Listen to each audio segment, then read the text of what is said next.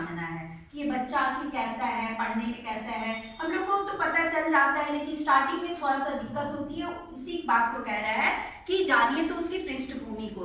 प्रत्येक छात्रों के बारे में एक अनोखी बात याद करें। हमारे क्लास में बहुत सारे बच्चे हैं, अनोखी। कोई तो बच्चा है जो अलग अलग सब में अपना अपना गुण है, कुछ बहुत अच्छा नकल कर लेता है, बहुत अच्छा पढ़ता है, तो उसमें अनोखा एक उनका गुण है, वो याद करना है हमें। छात्रों को प्रतिबिंब करना सिखाएं और आप स्वयं में अभ्यास को प्रतिबिंब करें। छात्रों को प्रतिबिंब यानी कि उनको एक परछाई की तरह बताएं कि ये देखो, ये जो डॉक्टर है, इंजीनियर है, इसकी तरह आपको बनना है। तभी बच्चे में वो उत्साहित हो जाएगा, वो बहुत खुश हो जाएगा कि अरे मैम ने मुझे कहा है मैं बनूंगा। ऐसा नहीं है कि किसी के हस्त रेखाओं में लिखा हुआ कि तुम तो कभी कुछ करोगे ही नहीं। जिसके हाथ नहीं रहते वो भी बहुत अच्छा है। तो भाग्य हमारे, तो इसलिए मैं बार बार कहूंगी कि एक टीचर के हाथ में बच्चों का भविष्य है। जैसे एक जो भी टीचर आते हैं क्लास में, हमारे ऊपर ही बच्चे हैं, उनका पूरा भविष्य हमारे ऊपर है, टीचर्स के ऊपर है। अब हम लोग देखेंगे एक सुखद कक्षा के लिए 7 उपाय हैं। कैसे हमारा क्लास में बच्चे पढ़ रहे हैं तो उनका क्लास कैसा होगा। द वेल डन रिस्पॉन्स, प्रतिक्रियाएं। बच्चे कुछ नोट्स बनाए, कुछ दिखाया, अरे वाह वेरी गुड, आपने बहुत अच्छा बनाया, वेरी गुड बेटा। इतना बोलने से वो इतना खुश हो जाता है कि बताया नहीं जा सकता है। उसको लगेगा फिर कल बनाऊंगा, फिर मुझे ये शब्द बोलेगी। उसको कोई प्राइज नहीं दिया जा रहा, बस वेल डन वेरी गुड बोला जा रहा है। उतने में वो बहुत ज्यादा बच्चा खुश हो जाता है। वो घर में भी जाकर बोलेगा कि मम्मा मुझे आज मैम ने वेरी गुड बोला, एक्सीलेंट बोला। तो इस चीज को हमें ध्यान देना है। पुनः निर्देशन प्रतिक्रिया, यानी कि बच्चे को हमने जैसे तुरंत बोल दिया, बहुत बच्चे ने कुछ गड़बड़ी भी किया, तो कुछ बच्चों को तुरंत जाकर बताना भी है कि देखिए आपने यहाँ पे थोड़ा सा ये गलती किए थे, तो हम लोग को थोड़ा सा सुधारना है, सुधार की जरूरत है। तो उनकी गलतियों को भी दिखाना है, डांटना नहीं है, बस बताना है, दोबारा लिखकर दिखा देना है। स्वयं से पूछिए। अब हमें खुद से पूछना है कि और बच्चों के साथ हमें क्या करना। सीमाएं निर्धारित करें। अनुशासन, हमारे क्लास में, हमारे समाज में अनुशासन का काफी ज्यादा महत्व है। तो बच्चों को बताना है डिसिप्लिन के बारे में, एक अनुशासन के बारे में। बहुत सारे घरों में ऐसा भी होता है कि उनको कोई रोकने टोकने वाला नहीं है, दिन भर खेल रहा है, बाहर जा रहा है, तो बच्चे को उस समय पता नहीं चलता। लेकिन दूसरे बच्चों को देखिए, उसकी फैमिली उसको पकड़ के रखे हुए हैं, तो बच्चा खुद भी कभी कभी सवाल करेगा। एक इसी प्रकार की कहानी है कि छोटा सा बच्चा वो भाग गया घर से, तो रेलवे स्टेशन से पुलिस ने उसको बोला चलो अपना पापा का, मम्मी का घर का जो भी है एड्रेस बताओ। उसने बता दिया, चलिए मैं आपको घर पहुंचा देता हूँ। तो उसने, बच्चे ने कहा कि मुझे घर नहीं जाना है। क्यों नहीं जाना है? क्योंकि मेरे घर में कोई रोकने टोकने वाला मुझे है नहीं, अनुशासन सिखाने वाला नहीं है। तो देखिए बच्चे भी चाहते हैं कि उनको अनुशासन में रखा जाए, पकड़ कर रखा जाए, उनको सीमाएं को, उस सीमाओं को निर्धारित उनको अपने सामने रखा जाए। एक छोटा सा बच्चा है जो घर से निकल गया, वो घर आना नहीं चाह रहा है। रीजन उसका वही है कि मेरे घर में कोई अनुशासन नहीं है। बच्चे दिन भर, मैं जहाँ भी जाती हूँ उसी को डांट मिलता है, बाकी सभी बदमाशी करते हैं, मुझे डांट मिलता है, मैं नहीं रहूंगी, मैं नहीं रहूंगी। ये प्रतिक्रिया होता है उसकी। तो ये बहुत बच्चे भाग जाते हैं ऐसे, यस भाग जाते हैं कहीं कहीं, और माता पिता बाद में परेशान होते हैं। तो उस समय उसको रोका नहीं जाता है और बाद में परेशान, प्यार से समझाया नहीं जाता, प्यार से समझाया नहीं जाता है। जो भी है गलत रास्ते पे वो चले जाते हैं, बाद में उनको बहुत लगता है तो वो घर छोड़कर ही निकल जाते हैं। तो प्रक्रिया पर ध्यान दें। खोज निरीक्षण, पढ़ाई में लीन होना। जैसे कि टीचर एक जैसे टीचर पढ़ा रही है, बच्चे के समझ में कुछ नहीं आ रहा, वो घर जाकर बोलेगा मुझे तो कुछ भी समझ में नहीं आया, तो नहीं, उस चीज को क्या करना है, टीचर को ऐसे समझाना है कि बच्चे उस चीज को समझ जाए। कुछ भी एग्जाम्पल दीजिए, कुछ भी उदाहरण दीजिए और बच्चों को अच्छे से समझाइए, ताकि वो बच्चा को रुचि आए और पढ़ाई में लीन हो जाए। उसको लगेगा मैं रोज क्लास जाऊंगा, वो टीचर मुझे बहुत अच्छा से पढ़ाते हैं, क्लास वर्क कम कर, मतलब वो हंसते खेलते में मुझे इतने अच्छे से कविता कहानियां याद करवा देती है, प्रश्न उत्तर को तो पढ़ने की जरूरत नहीं, क्लास में मेरा बहुत अच्छे से हो जाता है। बलि का बकरा ना बनाए। अब देखिए क्लास में क्या होता है, कभी कोई बच्चा बहुत शरारती होता है, एक बच्चा हम लोग जान रहे हैं कि ये बहुत बदमाश है, लेकिन दूसरे बच्चे चिल्ला देते हैं, लेकिन बच्चा फंसता कौन है? वही जो 2-3 टीचर उसको बोल दिए हैं कि चलो तुम ही बदमाश हो, तो इस चीज का बकरा तो वो बलि का बकरा बच्चों को नहीं बनाना है। मैं बार बार बोली कि हमें अपने खुले कानों से सुने, ईमानदार बने। तो आगे देखते हैं, मनन करें, छात्रों में बदलाव लाए, माहौल बदले, स्वयं को बदले। मनन करें, ध्यान दें, छात्रों में प्रतिबिंब बनाए, छात्रों में बदलाव लाए। बच्चों को बताना है कि देखो बेटा आप ऐसे नहीं, आप चेंज करना है, क्योंकि 6 से 14 साल के बच्चे काफी जिज्ञासु होते हैं, वही उनका लक्ष्य है, जो बनना है वो बन जाएंगे। अगर उनको पढ़ाई से हटा दिया जाए तो वो दूसरे रास्ते पे चले जाएंगे। तो जो बच्चे हैं, जो दुनिया में इतने बच्चे अच्छे अच्छे रैंक पे हैं, तो वो क्लास में ही सीखे हैं, ऐसा नहीं कि उनके पेरेंट्स उनको सिखा दिए हैं। वो एक एक हम लोग जैसे टीचर या हम लोग भी यहाँ इकट्ठे हुए हैं, तो हम लोग भी किसी शिक्षक शिक्षिकाएं से पढ़कर ही आए हैं। तो हमें छात्रों में बदलाव लाए, माहौल बदले, स्वयं को बदलना है। अगर बच्चा बहुत शरारती है, बहुत चिड़चिड़ापन है, वो गुस्सैला है, तो उसको चेंज करना है। कैसे करना है? तो अपनी बातों के द्वारा करना है, उसको समझाना है। उसकी फैमिली रिपोर्ट कार्ड है तो उसकी फैमिली को भी बताना है कि थोड़ा सा इस पे ध्यान दीजिए, तो बच्चों का हम लोगों के साथ बहुत अच्छा रिलेशन रहेगा। अब देखते हैं हैप्पी छात्र अपने शिक्षकों के बारे में क्या कहते हैं। तो मैम आप एक लाइन बताएंगे, हैप्पी छात्र शिक्षकों के बारे में क्या कहेंगे? जो बच्चे अपने शिक्षक से खुश होते हैं, बच्चे अपने शिक्षक के बारे में हमेशा अच्छा रिस्पांस देंगे कि ये जो शिक्षक है मुझे अच्छी तरीके से पढ़ाती हैं, अच्छे से समझाती हैं। तो जो आदर्श शिक्षक का जो रूप है वो बच्चों में आता है, ये मेरे लिए एक आइडियल टीचर है। बहुत अच्छी, थैंक यू मैम। तो आगे देखते हैं हम लोग, हैप्पी छात्र जो खुश है बच्चा, हैप्पी छात्र अपने जो टीचर आते हैं पढ़ाने, अपने शिक्षकों के बारे में क्या कहते हैं? देखिए, वह मुझे हमेशा महसूस कराती है कि मैं जो चाहूँ वह कर सकता हूँ, बन सकता हूँ। बच्चे क्या अपने मन में फीलिंग करते हैं कि जो शिक्षकों के बारे में क्या कहते हैं कि उनको खुशी लगता है कि टीचर इतना अच्छा पढ़ा है, मेरी टीचर इतनी अच्छी है, मुझे कितना अच्छा पढ़ाती है। और वो ये भी कहती है कि वह मुझे हमेशा महसूस कराती है, फीलिंग दिलाती है कि मैं जो चाहूँ, मैं यानी बच्चे जो चाहे वो कर सकता है, बन सकता है। तुम जो चाहोगे बनोगे। तुम सोच लो मैं डॉक्टर बनूंगा, मैं बनूंगा, मैं IAS अफसर बनूंगा तो बनूंगा।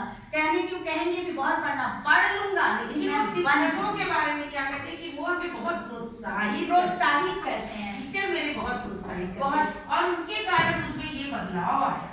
Yes ma'am. आगे देखते हैं, वह मुझे कहती है कि कभी हार मत मानो। टीचर हमेशा कहती है हार मत मानो। जो हमारे क्लास में बच्चे हैं, सारे बच्चे एक जैसे हैं, एकदम इक्वल बराबर हैं, तो टीचर कहते हैं कभी हार मत मानो। वह बहुत सपोर्टिंग और केयरिंग है।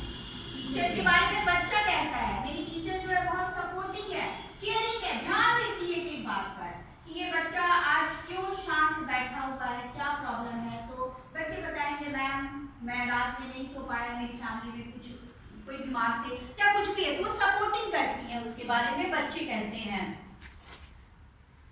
वह हमेशा कहती है कि मैं चीजें कर सकती हूँ। टीचर कभी नहीं करते जा तुमसे नहीं होगा, नहीं मुझे कुछ नहीं आता है, मैं ये नहीं आता है, तुम नहीं कर सकते हो।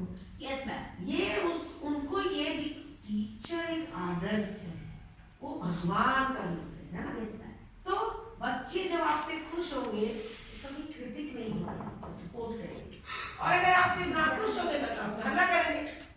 Yes ma'am. तो वह हमेशा कहती है मैं चीजें कर सकती हूँ।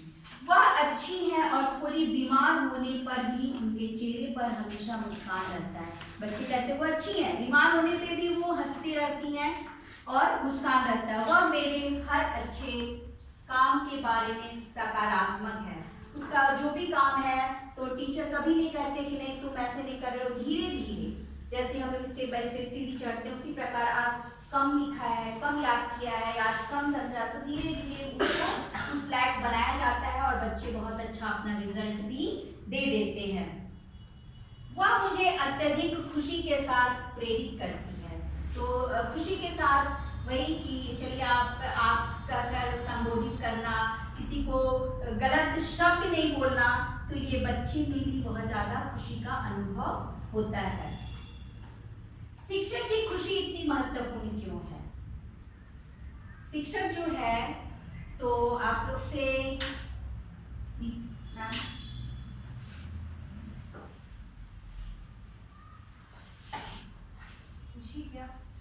शिक्षक की खुशी इतनी महत्वपूर्ण क्यों है? हम लोग को क्यों इतना खुश होना चाहिए? इसलिए कि अगर एक शिक्षक खुश होकर क्लास में कक्षा में नहीं जाते हैं तो अपने बच्चों को वो चीज वो मतलब कि मार्गदर्शन देने में असफल कहीं ना कहीं हो जाएंगे, क्योंकि जब वो खुद में खुश नहीं है तो बच्चों को कैसे प्रेरित करेंगे, कैसे प्रोत्साहित करेंगे, कैसे उनका मार्गदर्शन करेंगे।